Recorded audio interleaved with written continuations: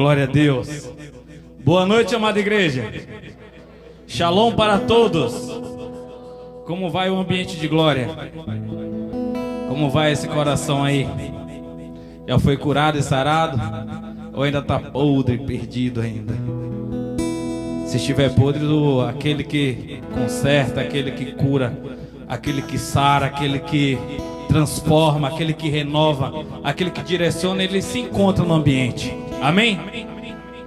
Eu tenho uma passagem aqui da parte de Deus para nós podermos saborear, para nós podermos vivenciar isso junto nesse momento. Eu tenho entendido que a nossa maior batalha, a nossa maior guerra tem sido contra nós mesmos, mas temos um influenciador às vezes sobre nossas vidas.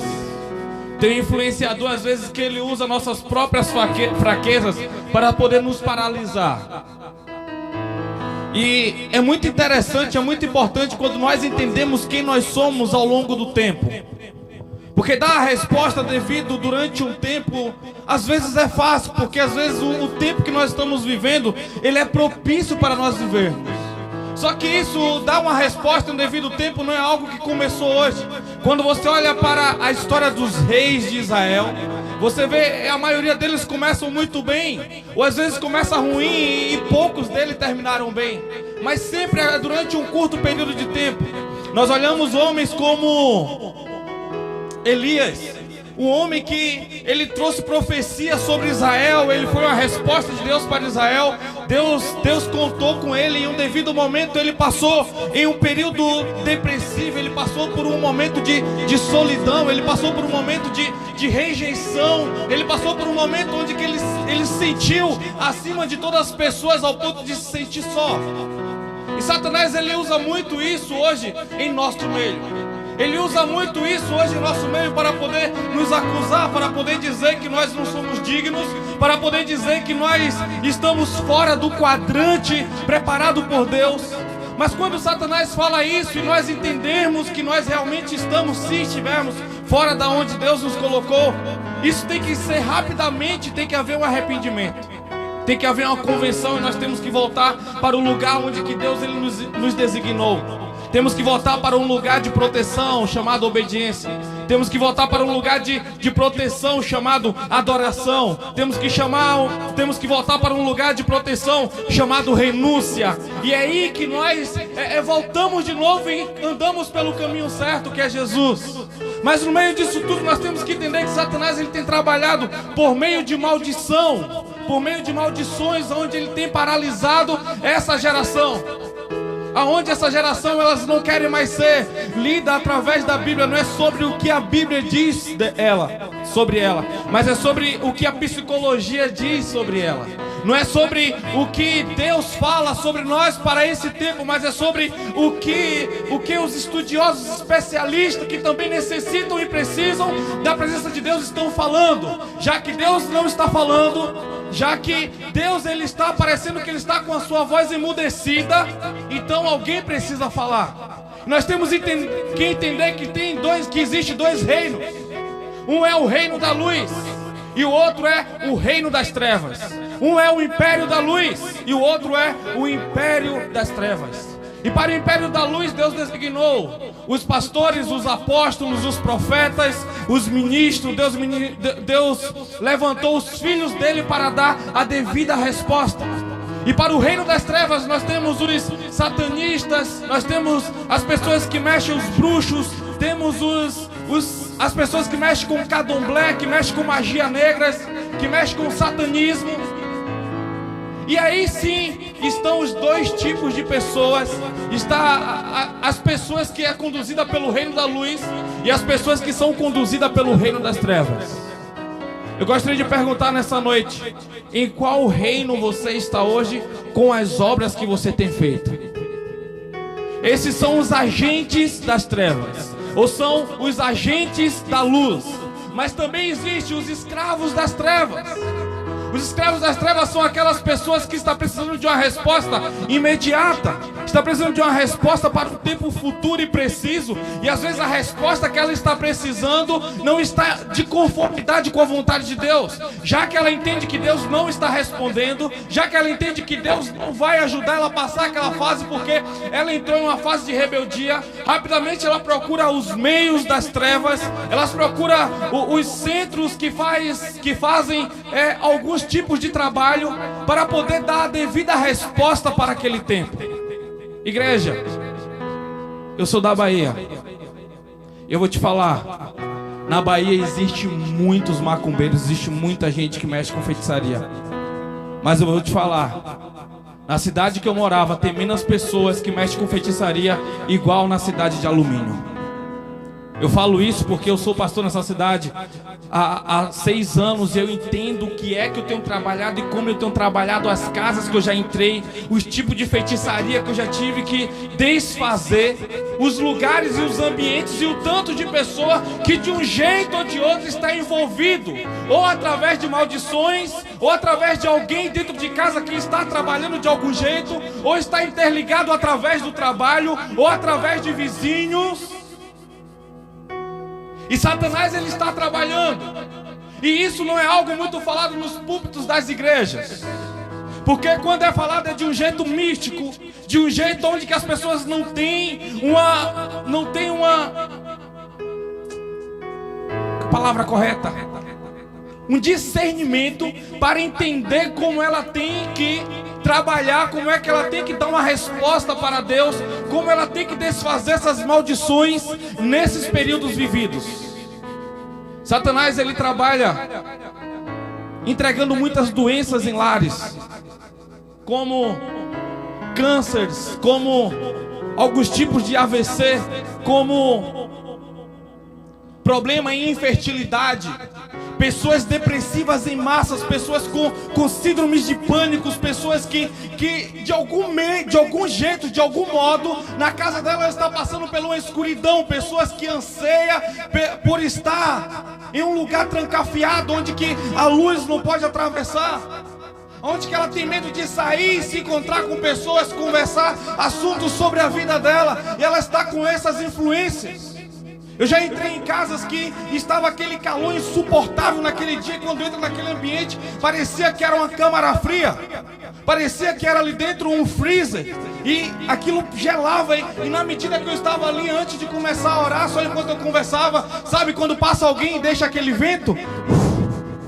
Entendendo que naquele ambiente estava carregado, entendendo que naquele ambiente existia demônios ali alojados através de legalidade que aquela pessoa deu, através de portais que foi aberto dentro daquela casa, com desobediência a Deus, ou necessidade de algo preciso, ou rebeldia. Deus te trouxe aqui hoje para esta mensagem, porque você vai sair daqui entendendo algumas coisas. Você vai sair daqui pronta para resolver alguns problemas necessários para que você possa avançar, para que você possa se achegar a Deus, para que você possa evoluir, crescer nessa área espiritual da sua vida. Amém? Abra a sua Bíblia comigo no livro de Mateus, capítulo de número 17.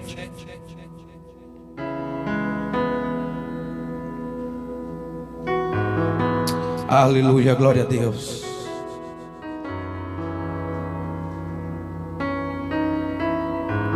Fique em espírito de oração guerreando comigo nessa mensagem, amém? Se Deus permitir, eu vou liberar tudo que Ele colocou no meu coração logo pouco antes de eu descer para o culto. Se não, liberado só a parte que Ele permitir.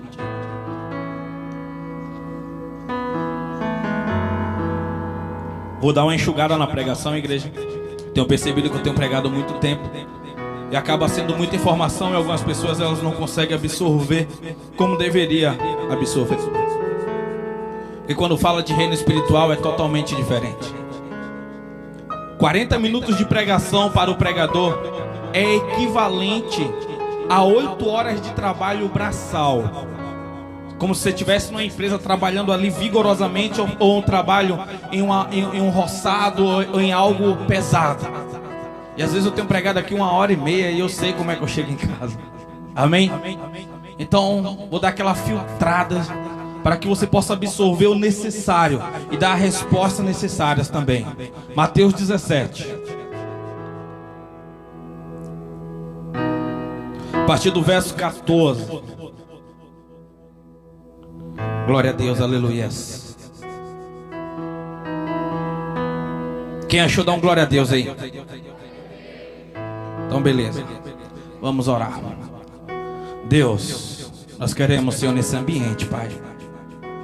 Eu sei, meu Deus, que já foi liberada uma pequena porção aqui, Senhor. Já vi, Senhor, algumas pessoas sentindo arrepios e calafrio só nessa introdução, Pai.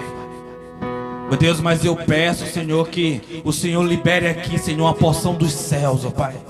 Eu peço, meu Deus, que o Senhor libere aqui uma porção do Teu Espírito, que o Senhor derrame aqui unção, poder, libertação, autoridade, e que nós possamos, Senhor, tomar posse daquilo que o Senhor nos chamou para que nós fôssemos esses dias, ó Pai.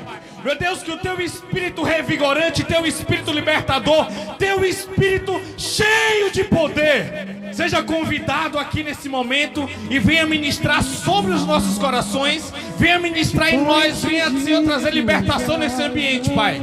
Em nome de Jesus, ó Pai. Em nome de Jesus.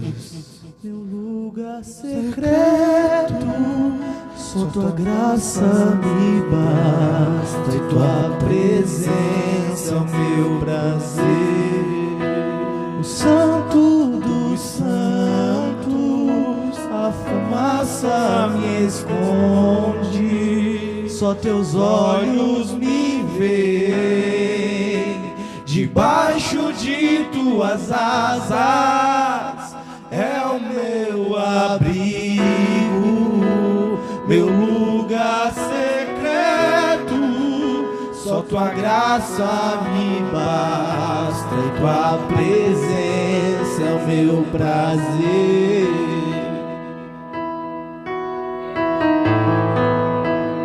Glória a Deus, diz assim: ao chegarem onde, verso 14 do capítulo 17, Mateus. Ao chegarem onde se reunia a multidão, um homem aproximou-se de Jesus, ajoelhou-se diante dele e clamou: Senhor, compadece-te do meu filho, pois tem sofrido horrivelmente com ataques epilépticos. Muitas vezes cai no fogo e outras tantas na água. Apresentei-o aos teus discípulos, mas, porém, todavia, entretanto, outrora, eles não conseguiram curá-lo. Verso 17. Então Jesus exclamou: ó geração sem fé e perversa, até quando estarei convosco? Até quando vos terei de suportar? Trazei aqui o menino. Jesus repreendeu o demônio. Este saiu do menino, que daquele momento em diante ficou são. Amém. Glória a Deus. Podemos assentar em nome de Jesus. Nós temos que entender o que é que tem chegado, o que é que tem, de algum jeito, deixado a doença entrar na sua casa. O que é de algum jeito tem deixado o medo, tem deixado a frustração, o desânimo, tem deixado as suas energias se esvaindo de alguma maneira, de algum jeito, como se a sua casa não fosse um lugar para você estar, ou quando você está dentro da sua casa, é tão difícil para você sair de lá, para você poder efetuar alguma coisa importante que você tem que fazer na rua. Tem pessoas que planejam ir na rua na segunda-feira, comprar algo ou pagar alguma coisa, e da sexta-feira ela não conseguiu ir.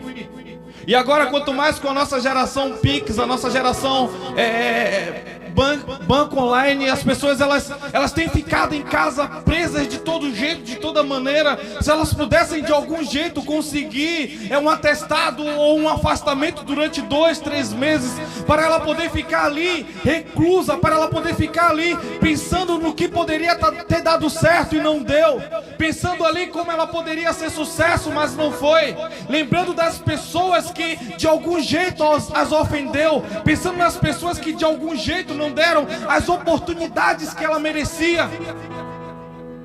Às vezes viciado em coisas, viciado em séries, às vezes que são banais, às vezes viciado em algum tipo de programação, algum tipo de novela, e ela vive naquele mundo virtual, ela vive naquele mundo onde que ela não tem contato com humanos, não tem contato com outras pessoas. Enquanto você... Eu acredito que só tem cristão aqui hoje, então a mensagem é para você mesmo. Enquanto você está em casa preso, enquanto você está em casa com medo de sair, enquanto você está em casa achando que você não está preparado para fazer o que Deus te preparou, tem pessoas se perdendo.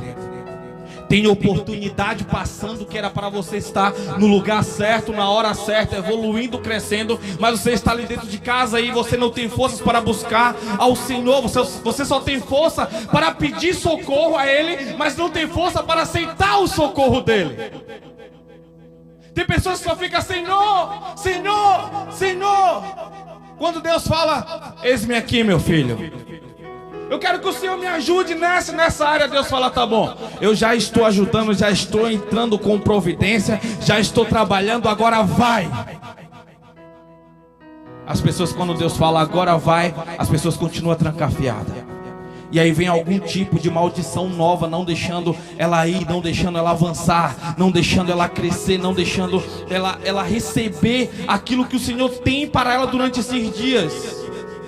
A porção que o Senhor deu para você ganhar aquela luta que você venceu, já venceu. O Senhor quer liberar porções novas para você. É por isso que você tem que buscar o Senhor constantemente. É por isso que você tem que estar cheio o tempo todo. A Bíblia diz que quando aquela mulher, ela devia, o marido dela deixou uma dívida e os credores foram a cobrá-la. E o profeta falou bem assim: olha, vai na casa do teu vizinho e pede, dos teus vizinhos, e pede vasilha. E ela foi e buscou vasilhas. Ele falou: começa a encher, leva essa botija aqui e começa a encher as vasilhas.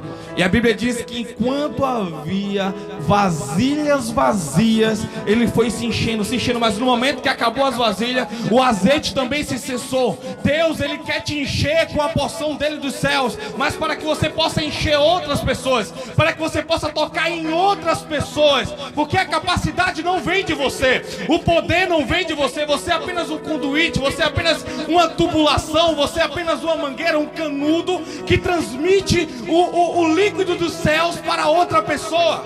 Então você tem que estar o tempo todo liberando sobre pessoas, você tem que estar o tempo todo orando para pessoas, você tem que estar gastando as energias para que o Senhor Ele possa te preencher novamente, para que o Senhor possa te encher, para que o Senhor Ele possa continuar fazendo com que transborde, para que você alcance outras pessoas.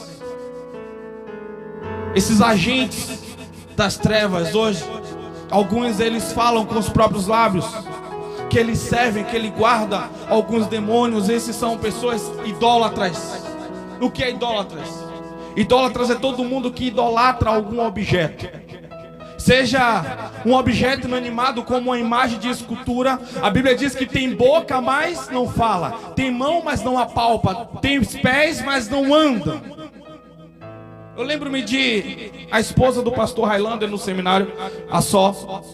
Ela era adepta de vários santos e na casa dela ela cuidava de todos aqueles santos, todas aquelas imagens de escultura. E ela conta o testemunho que uma vez ela assistindo uma novela da Globo, ela não era cristã, e naquela novela mostrava que a pessoa estava dentro do centro de macumba. E quando aquela pessoa estava dentro do centro de macumba, as mesmas imagens que tinha dentro da casa dela eram os mesmos que estava lá no centro de macumba. Por quê? Quando os escravos chegaram aqui no Brasil e eles mexiam com com muito bandismo, eles mexiam muito com candomblé. Aqui nós somos... Deixa eu tentar enxugar o máximo possível para vocês. Nós somos catetizados pelos europeus, certo? Amém? Nós somos catetizados pelos europeus, pelos portugueses. Eles eram muito católicos. Na época de 1500, foi quando houve aquela revolução, através de Constantino, quando começou lá no ano 212, foi vários imperadores. No ano de 1500, o Brasil ele foi descoberto. Na verdade não foi descoberto, ele foi invadido pelos portugueses. Então a partir daí eles também começaram a trazer escravos para poder trabalhar para eles. E os escravos, como ele mexia com candomblé lá na África, e quando eles chegaram aqui eles foram proibidos, o que foi que eles fizeram? Eles começaram a inventar a dança que não era uma dança, era uma luta chamada capoeira. Eles começaram a dizer que adoravam as imagens das santas de Portugal e das santas brasileiras, que logo depois foram criadas nas santas brasileiras. E eles começaram a colocar os demônios dentro dessas imagens de escultura. Abre a sua mente, ora isso é guerra. Não é qualquer lugar que é revelado isso, que é mostrado, que é falado isso. Então, aquele São Jorge no centro de Umbanda, no centro de Macumba, ele tem uma representatividade a um demônio que não cabe falar o nome dele aqui. A Vossa Senhora, ela tem lá dentro do centro de Macumba, ela representa também um orixá. E assim sucessivamente, as pessoas não sabem de onde vieram essas imagens. E muitas das vezes elas compram imagens consagradas a demônios e levam para dentro de casa. E começa espíritos de doença dentro de casa. Eu lembro-me de uma cliente lá em Guarapari, onde que ela teve um derrame, uma paralisia em todo o seu lado esquerdo do corpo. E um dia, eu conhecia ela, e ela puxava da voz, a boca dela era paralisada. E um dia ela fez uma reza, um dia ela pediu àquela santa que a curasse. E na medida que ela começou a orar, ela disse que veio um fogo muito grande. No outro dia ela me contando, e foi uma cura instantânea, uma cura momentânea. E aquela mulher ficou curada. E quando eu cheguei lá, ela estava perfeita, com a movimentação do lado esquerdo. E agora, como é que fala para essa mulher que não foi aquela santa, que a Bíblia diz que não tem poder para curar? A Bíblia diz que tem boca, mas não fala. Porque aquela santa, ela tem uma representatividade de uma mulher. Porém, quem morre, a Bíblia diz que segue o juízo. Morreu, foi embora. Você não tem mais contato. Você não tem mais contato. Morreu, ou foi para uma das divisões do Sheol, ou ela está descansando até o dia de ser chamada pelo Senhor. Amém? Então ela não tem poder. Mas Satanás, ele tem os poderes, ele tem as fases dele para ele poder influenciar, para ele poder escravizar pessoas. Então ele manifesta, aquele que colocou a doença também, ele pode tirar. A Bíblia fala no capítulo 8 de Atos que um homem chamado Simão, ele andava fazendo curandeirismo, ele andava fazendo alguns trabalhos naquela cidade. Quando Filipe chegou para pregar em Samaria, muitas pessoas caíam endemoniadas e foram libertas, curadas, renovadas. E quando aquele homem se encontrou com Filipe, ele também, ele ficou impressionado. E a Bíblia diz que ele foi batizado em nome de Jesus. E ele se tornou um falso crente. Quando Pedro desceu do templo, e Pedro começou a orar juntamente com Filipe, e agora Pedro e André, se não me engano, vamos lá, capítulo 8 de Atos.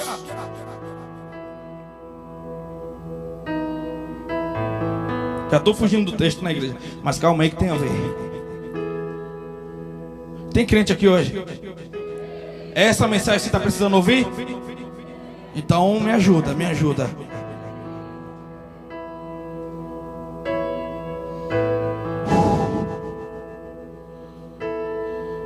Vamos lá, 8, a partir do verso 7, já para nós adiantarmos, já falei o que está escrito em cima. O 7 também já falei. Verso 9. Havia um homem chamado Simão que há algum tempo vinha praticando feitiçaria na cidade. E isso impressionava toda a população de Samaria. E ele se dizia poderoso e notável. E todas as pessoas, das mais simples às mais ricas, davam-lhe grande crédito e exclamavam: este homem exerce um poder divino, chamado o grande poder. E muitos seguiam, pois vinham sendo iludidos por ele há bastante tempo, por meio de suas artes mágicas. Contudo, quando Filipe lhe pregou as boas novas do reino de Deus e do nome de Jesus Cristo, creram nele e foram batizados, tanto homem quanto mulheres. O próprio Simão, verso 13, da mesma forma creu e foi batizado, e acompanhava com curiosidade a Filipe por toda parte, contemplando perplexo os grandes sinais e maravilhas que eram realizados. Simão seguia a Filipe por quê? Por curiosidade. Vem cá, você quer ver Deus falando com você por curiosidade ou porque você quer ser salvo? Você quer ser salvo, você quer ter intimidade, relacionamento. Cuidado, hein, crente. Aqui está sobre um falso crente.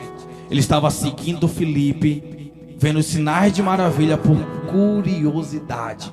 Ele não queria ser discípulo, ele não estava disposto a largar a mão, mas ele queria poder, ele queria glamour, ele queria glória própria. Então os apóstolos de Jerusalém, verso 14, ouvindo que o povo de Samaria havia acolhido a palavra de Deus, enviaram para lá Pedro e João. Pedro e João chegam cheios do Espírito Santo. Os caras terminam de vir de Pentecoste e eles estão demais. Eles saem ali exalando o poder. Capítulo 7 fala sobre o apedrejamento de Estevão, fala sobre todo aquele mover, e ali o evangelho ele está crescendo. O evangelho ele está com muito poder, poder que hoje nós não estamos vivendo, poder que hoje parece que está neutralizado por minha e por sua culpa, não pela culpa de Deus, por nossa culpa. Estou falando de um poder, uma manifestação grandiosa. Não estou falando sobre o culto de domingo que foi top, que a gente chapou. Não estou falando. Eu estou falando sobre você andar pingando o poder do Espírito Santo. O óleo do Espírito está derramando por onde quer que você esteja passando. Você está com anseio do que Deus está falando. Você está com desejo. Você está manifestando a glória, o poder. Você está liberando por onde você passa. Estou falando disso. Estou falando dessa sede de Pedro, de João, que, olha, está precisando lá, então vamos. Está precisando aqui, vamos. Vão te matar, glória a Deus. Minha hora de glória vai chegar, porque eu estou indo para onde Cristo está. Satisfação. Satisfação total. Quando Pedro e João chegam lá, está tendo aquele culto nas praças, nas ruas. Aqueles homens ficam enlouquecidos. E eles foram batizados no nome de Jesus. Mas batizado com o Espírito Santo precisava da imposição de mão naquele tempo. Então Pedro e João eles colocavam a mão e as pessoas estavam cheias do Espírito Santo. E quando Simão vê Pedro e João colocando a mão em um, colocando a mão em outro, mas não coloca a mão nele, ele oferece dinheiro. Ele diz bem assim no verso 21. Verso 21 não, um pouquinho mais acima. Verso 19. Propondo: dai-me também a mim este poder, para que a quem eu impuser as mãos ganhe o Espírito Santo. Ei, não é só sobre isso. Para que você quer o Espírito Santo? O Espírito Santo ele não pode ser comprado com moedas, com cédulas, com sacrifícios, não. Não. O Espírito Santo ele é ganho por amizade. Ele é ganho por amizade, é por isso que ele é chamado de amigo consolador. Capítulo 14 de João, Jesus diz bem assim: olha, eu não dou para o mundo, porque o mundo não pode receber, nem o conhece, mas eu dou para vocês que são meus amigos. São meus amigos, é para vocês que eu estou dando. É para vocês vão receber ele. Jesus, antes de morrer, explica e deixa isso bem explícito para João e para Pedro. Então, quando esse cara pede para que coloque Pedro lembra daquele dia que Jesus está explicando no capítulo 14, dizendo: ei, não se turbe o vosso coração, credes em Deus, credes também em mim. Na casa de meu pai há muitas moradas. Se assim não for, eu não vou teria dito, pois vou preparar-vos um lugar. E quando eu for vos preparar lugar, voltarei e vos receberei para mim mesmo, para que onde eu esteja, estejais vós também. Perguntou-lhe Tomé: Senhor, não sabemos para onde tu vais, como saberemos o caminho? Respondeu-lhe Jesus: eu sou o caminho, a verdade e a vida, e ninguém vem ao Pai senão por mim. Replicou-lhe Filipe: Senhor, mostra-nos o Pai, isso nos basta. Respondeu-lhe Jesus: Filipe, há tanto tempo estou convosco e vós não tendes me conhecido. As obras que eu faço não vêm de mim mesmo, mas do meu Pai que me enviou. Jesus, ele dá detalhes para Pedro, dá detalhes para João. Fala sobre o caminho do reino, fala sobre o poder de estar centralizado, de estar localizado. Uma pessoa falou assim: pastor, estou apaixonado pela volta de Cristo. Eu quero muito receber um curso, receber uma aula. Falei: meu amigo, isso é top demais, cara. Isso é top, vamos então investir nisso. Eu falei: você pregou para quantas pessoas essa semana? Ah, pastor, eu não preguei não, né? Eu falei: então para de mentira, você não está apaixonado pela volta de Cristo. Eu não conheço uma pessoa que diga que está apaixonada pela volta de Cristo e não está saindo para pregar o evangelho com tanto desejo, pregando para almas, entregando panfleto. De algum jeito está falando sobre Jesus para pessoas, gastando energia, gastando o seu fôlego. Pedro, João, Filipe anseiavam pela volta de Jesus. É por isso que ele estava gastando todos os minutos e segundos aos pés de Jesus. Eles não tinham tempo para poder se divertir com o que eles queriam, porque eles acreditavam que Jesus era tão iminente a volta de Cristo, estava tão próximo a acontecer, que ele não podia ficar ali perdido, apenas apaixonado, esperando. Não, eles tinham que ir, eles tinham que pregar, eles tinham que fazer, eles tinham que chegar lá. Não é um conto de fadas, não é uma utopia, é algo real, é algo verdadeiro. É algo que gera temor. É algo que gera espanto. É algo que...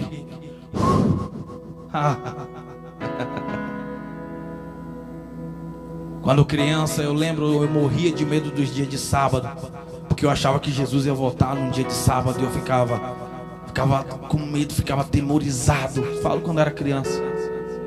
De algum jeito eu achava que Jesus ia voltar num dia de sábado. E se tivesse chovendo e dando trovoada, desgramou tudo. Era aquele dia mesmo.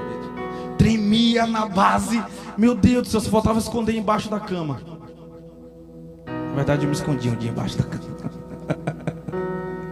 Sabe, porque eu tinha pavor, não sabia, não tinha uma ideia de Jesus como um amigo, como alguém poderoso que queria o bem, mas... parecia que eu estava numa grama molhada e Jesus só esperando eu cair para poder vir me matar e me mandar para o inferno. Porque às vezes nós não enxergamos o Jesus misericordioso. E às vezes também nós não enxergamos o Jesus irado. E nós precisamos enxergar como Jesus está se apresentando para nós para esses dias. Como um Jesus misericordioso ou como Jesus irado. Eu falo para algo particular, para a nossa vida interpessoal. De todas as oportunidades que já foi nos dada, de toda oportunidade que já foi nos lançada. E ali diz bem assim, Pedro, lembrando de tudo aquilo, ele diz: tu não tens parceria nem porção neste ministério, porque o teu coração não é honesto perante Deus. Arrepende-te, portanto, dessa tua malignidade e ora ao Senhor. É possível que te seja perdoada a intenção do teu coração, pois vejo que está cheio de amargura e atado pelos laços do pecado. Entretanto, Simão lhe respondeu: orai-vos por mim ao Senhor, para que nada do que disseste sobrevenha sobre mim. Ali parece um arrependimento. E você vê hoje pastores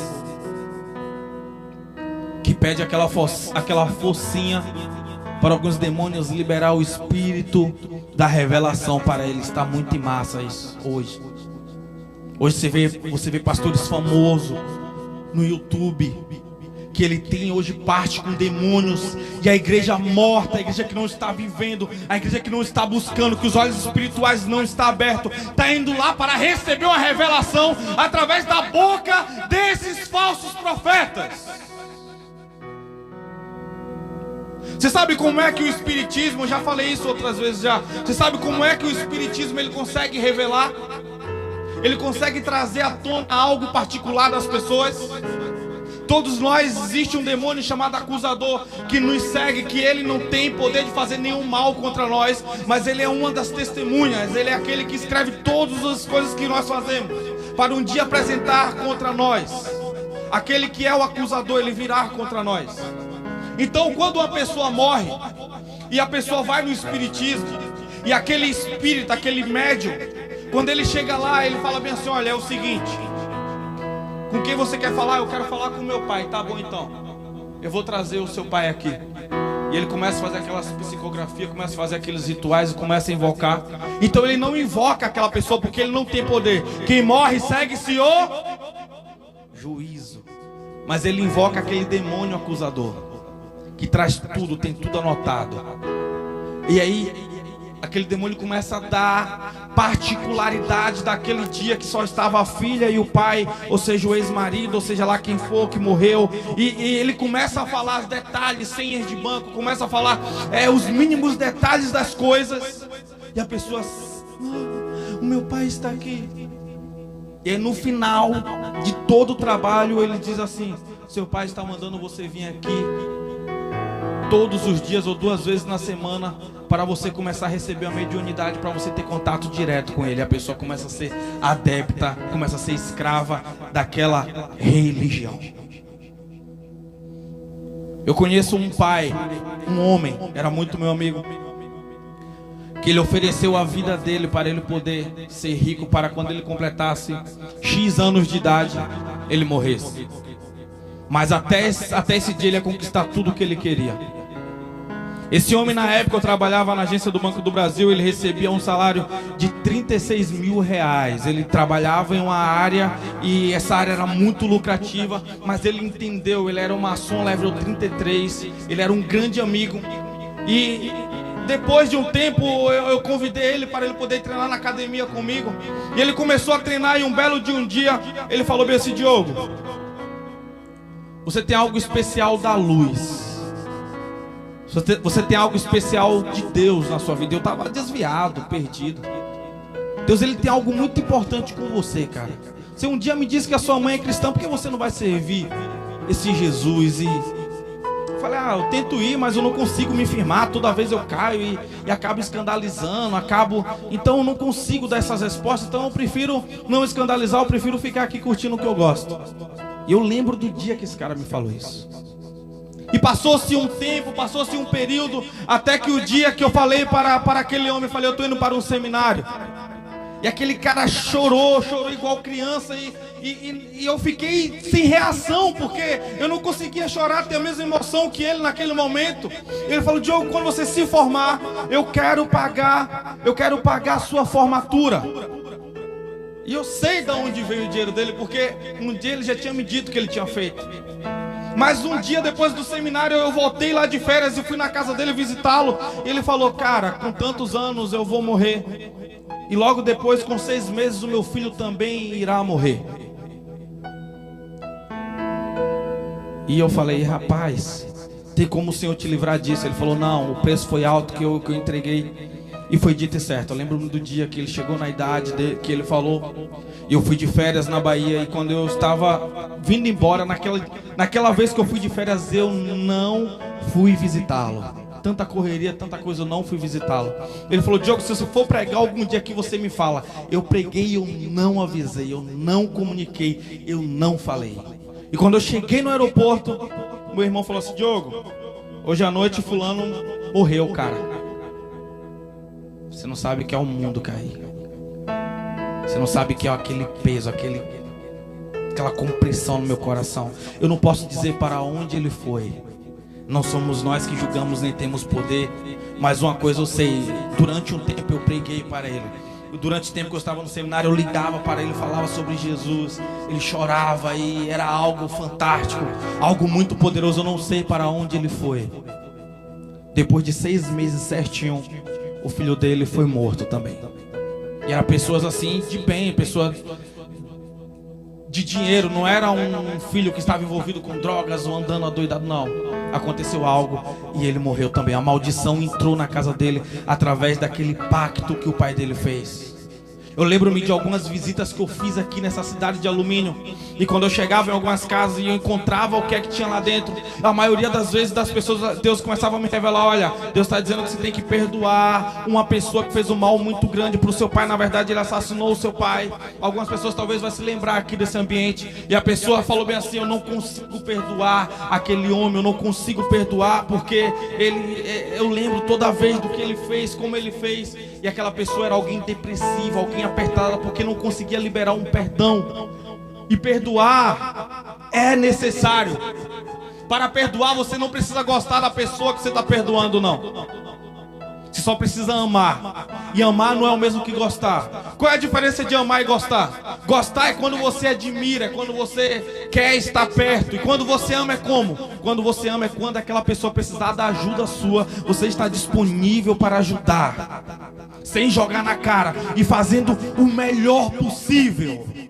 Amar é diferente de gostar. Gostar é um sentimento e ele é involuntário. Você gosta de uma pessoa quando você convive com ela. Você ama pessoas quando você está disposto a fazer o melhor por ela. Tem pessoas que gostam dos seus pais, mas não os ama. Como isso? Eles gostam ao ponto de dizer: meu pai é tudo pra mim. Eu faço Deus, vamos lá. Tem pessoas que gostam de Deus, mas não amam Ele. Porque a Bíblia diz: quem ama guarda os meus mandamentos. Se você não tem guardado os mandamentos, você não ama. Porque é um mandamento. Se você não tem guardado os mandamentos do Senhor, você não ama. E no capítulo 14 de João, diz bem assim: aqueles que o amam, eu e meu Pai irá para ele, e eu também os amarei, e me manifestarei a esses. Quem ama, ele vai se manifestar. Quem ama, ele vai guardar. Quem ama, ele vai proteger. Quem ama, vai estar em um ambiente guardado.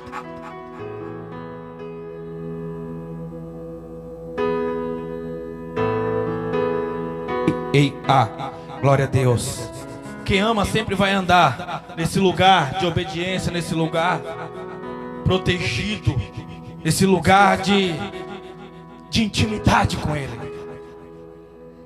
Eu entrei em outras casas aqui, eu quero resumir algumas coisas aqui.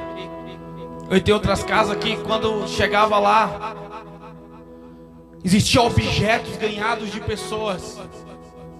E quando ia bater, era batata. Deus mostrava, falou: tem tal coisa assim. Tinha uma equipe de intercessão muito pancada que andava comigo. Não vou citar nomes, mas era muito top essa época. Nós paramos, sim, paramos. Eu ainda faço hoje só. Mas a equipe que tinha era muito diferente. Nós íamos nas casas cantávamos, nós íamos nas casas, buscávamos. Só que é um período de retaliação, é um período de problemas. Só que nós não podemos ser paralisados por medo de retaliação, por medo de manifestação de demônios. Nós não podemos ter medo de demônios. Nós não podemos ter medo de feitiçarias, de macumbas, de pessoas que irão se levantar, porque eu acredito mais em quem me chamou do que quem vai se levantar contra mim. Eu acredito mais em quem nos chamou do que aqueles que vão se levantar contra nós. Porque a Bíblia diz: se Deus é por nós, quem será contra nós? Nem potestades, nem principados, nem demônios, nem anjo, nem o porvir. Romanos 8. Obrigado. Não, nenhum vai ser suficiente para nos parar. Nenhum irá ser suficiente para te parar no dia que você estiver entendendo no ambiente que você está e as respostas precisas e necessárias que você está dando para Deus. O mal ele vem através de demônios, através da nossa geração passada, através talvez dos nossos pais, dos nossos avós, dos nossos tataravós, como diz os mais antigos, dos escanchas-vós. É até a 4ª geração. Você pratica um mal hoje espiritual. Você hoje visita o reino das trevas. Você está dando legalidade está dando alvará para Satanás trabalhar até a sua 4ª geração. A menos que alguém se levante, ao menos que alguém dê a resposta devida para Deus, Satanás vai trabalhar, Satanás vai paralisar, Satanás vai deixar pessoas com problemas de relacionamento. Você é uma pessoa de lua? Gostaria de perguntar para você nessa noite. Eu era alguém de lua, sabe aquele termo? Fulano de tal é de lua? O que é uma pessoa de lua? Hoje estou bem, amanhã eu estou mal. Hoje eu quero estar com as pessoas, amanhã eu quero estar escondido, isolado. Existem fases. A fase é diferente. A fase você está passando algo ruim. É peculiar uma vez na vida ou outra, e você não quer realmente ver pessoas uma vez ou outra, mas eu não estou falando de algo sempre. Tem pessoas que conseguem dar resposta para Deus 6, 8 meses, está queimando, está na brasa viva. Quando passa um período, 4, 5 meses, ela fica como se fosse um iceberg. Ela não consegue orar, não consegue adorar, não consegue fazer nada. E alumínio tem isso demais. Nós temos uma rotatividade muito grande aqui na igreja. Você pode observar, sem ser os irmãos chupegues, que recebe pancada e continua.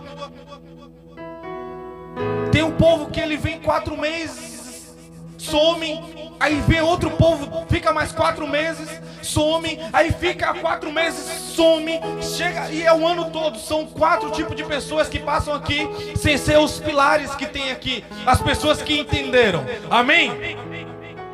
Gente, nós temos que quebrar isso. Vocês têm que quebrar essa maldição na vida de vocês. Vocês têm que avançar. Vocês têm que ir. Vocês têm que crescer. Quantas pessoas já esteve aqui do nosso lado? Quantas pessoas já esteve aqui pregando nesse púlpito e hoje não tem força nem para orar por uma formiga que foi atropelada? Sem autoridade, sem poder, sem ânimo, semblante descaído. Não está envolvido, não deixa o fogo do Espírito entrar, não deixa o fogo do Espírito sair de dentro delas. Algo amarrado, eu não. No dia que eu entendi que eu ia fazer um culto amarrado, nós paramos, nós fomos para casa. Eu prefiro ser envergonhado, porque para mim naquele domingo foi uma vergonha, do que fazer algo que Deus não está presente. Do que não tentar, não gritar, não pedir socorro. Teve dias que eu cheguei e gritei: me ajuda que eu quero parar de ser pastor. Me ajuda que eu estou mal, eu não quero. E se eu parar, eu sei aonde que eu vou parar. Eu vou se tornar um religioso. Eu sei porque eu vou estar em desobediência a Deus. Eu nunca penso em parar para eu voltar para beber, para voltar para balada. Eu sei que isso é idiotice. Isso nesse mundo não me cabe mais. Não tenho planos, o Senhor sabe disso. Mas às vezes falo: não, então eu vou para a igreja apenas e fico lá só ajudando o pastor. Mas eu não me envolvo como eu tenho que me envolver. Vou me poupar de muita coisa. Não dá mais. Retroceder não é mais. Retroceder não é mais uma opção, entenda. O Senhor não se alegra dos que retrocedem. Aqueles que colocou a mão no arado não podem voltar atrás. Não pode. Não pode. Você está acumulando maldições para você. Outro meio, um dos agentes mais poderosos que há dentro do reino das trevas são as pessoas invejosas. Essa pessoa mesmo que você lembrou. Mas deixa eu perguntar para você: você também não é invejosa? Você também não é invejoso? Você já parou para você pensar? Como você fica quando as pessoas que estão próximas a você conquistam algo melhor do que o que você tem hoje?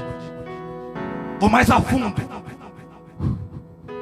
Como você procede com as pessoas que você não gosta? Elas são elevadas em alguma área da vida dela. Quando ela conquista coisas bobas, um carro, uma casa, um trabalho melhor, um casamento, um filho, seja lá o que for, que você almeja e alguém que você não gosta vai lá e almeja primeiro que você. Isso fala muito se você é um invejoso ou não. Ah, mas é porque eu não gosto daquela pessoa. Você não gosta porque você tem uma rivalidade com ela. E a rivalidade gera competição. A competição gera separação. A separação quer dizer que existe um reino dividido. E o reino dividido não é um reino do Senhor. Como você se comporta quando alguém passa na sua frente na fila do pão? Isso fala muito sobre você. Quando você está planejando algo e não dá certo, e alguém que você não gosta, ou alguém próximo que você vai e faz as mesmas coisas e dá certo, como você reage? Como fica? Você fica alegre por essa pessoa? Porque a Bíblia diz para nós chorarmos com os que, e para se alegrar com os que se. Mas às vezes é muito mais fácil nós chorarmos com os que estão chorando do que se alegrar com os que estão se alegrando.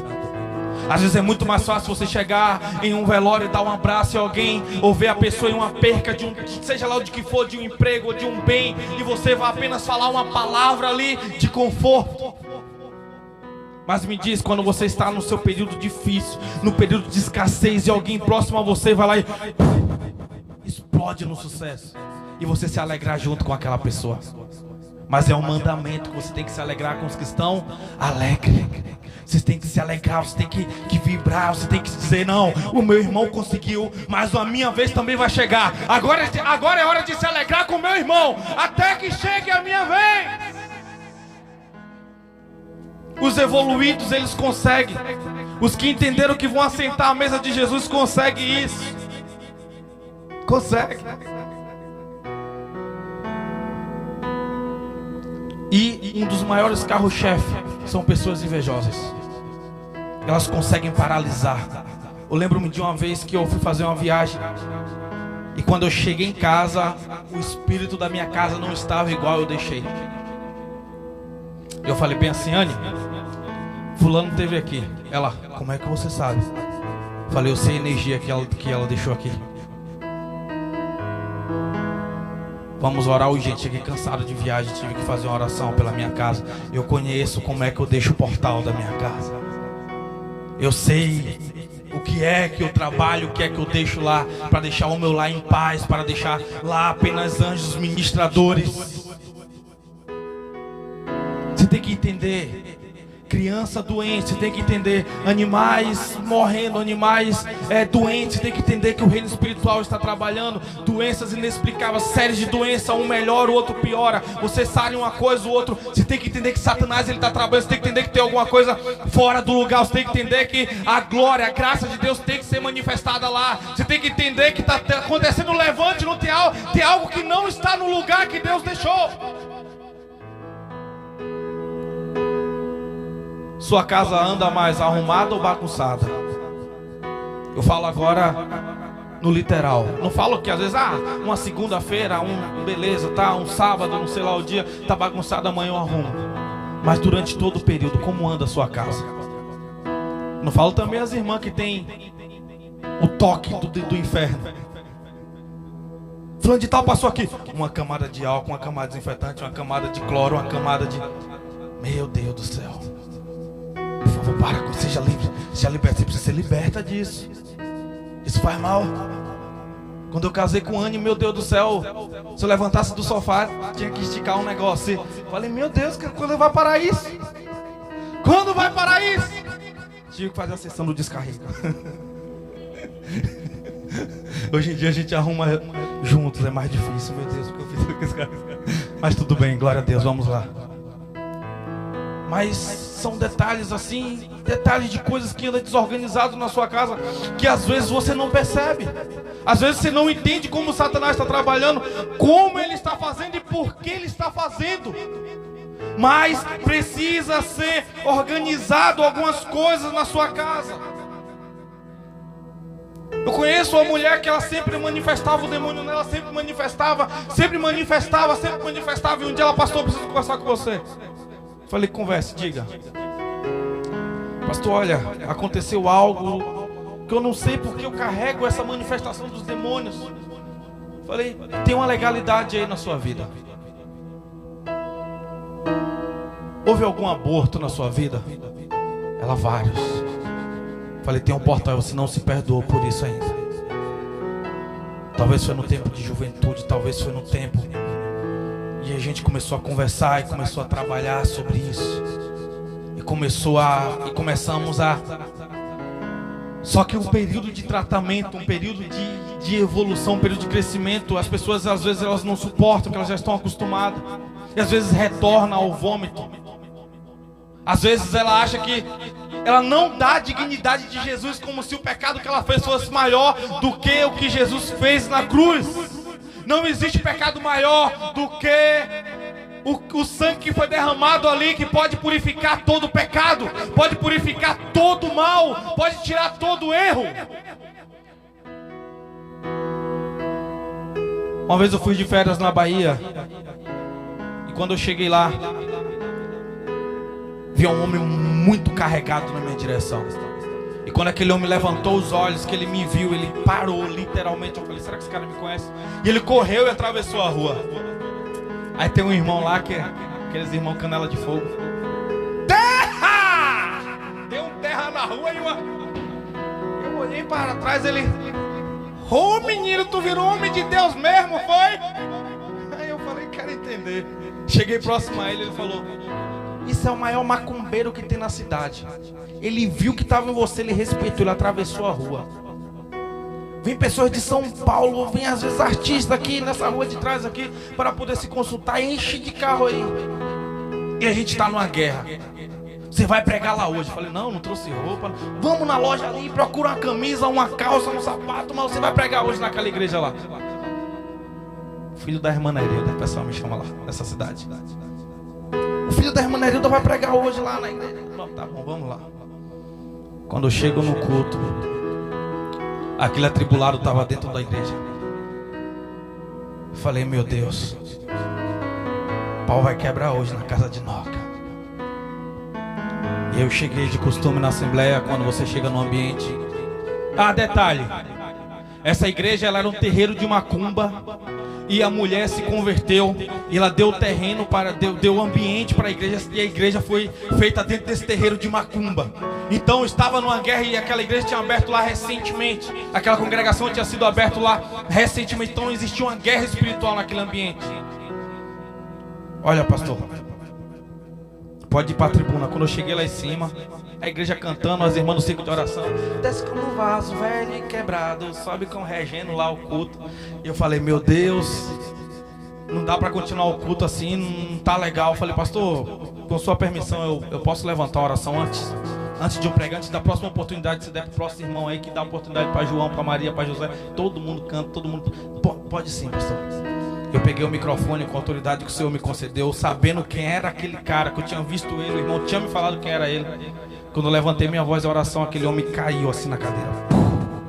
E ele levantou, não entendendo onde que ele estava. Ele saiu na porta para saber onde que ele estava. Ele olhou para cima, olhou para baixo e...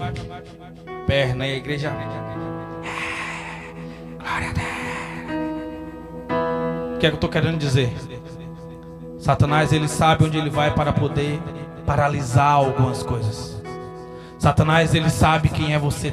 Às vezes você não sabe quem você é diante de Deus. Às vezes você não sabe qual é os planos e os propósitos de Deus para você. Às vezes você fica com medo, com receios, perdido em coisas, andando em círculo. Mas Satanás, ele sabe quem é você, e por isso que ele usa as ferramentas, é por isso que ele usa tudo que ele tem para poder te paralisar, para poder dizer que você é mais um perdido, para dizer que você é um esquecido e para você não tem mais jeito. Mas eu vim aqui nessa noite para poder dizer que Jesus, ele purifica, ele limpa, ele salva, ele restaura, ele quebra correntes, ele corta laços, ele ressuscita o ministério morto. O Senhor hoje, ele quer ressuscitar o teu ministério. Jesus hoje, ele quer ressuscitar o teu ministério, aquilo que ele confiou em tuas mãos. E para isso nós precisamos do sangue do Cordeiro. Para isso nós precisamos da unção do Espírito Santo. Se coloque de pé que eu vou orar com você.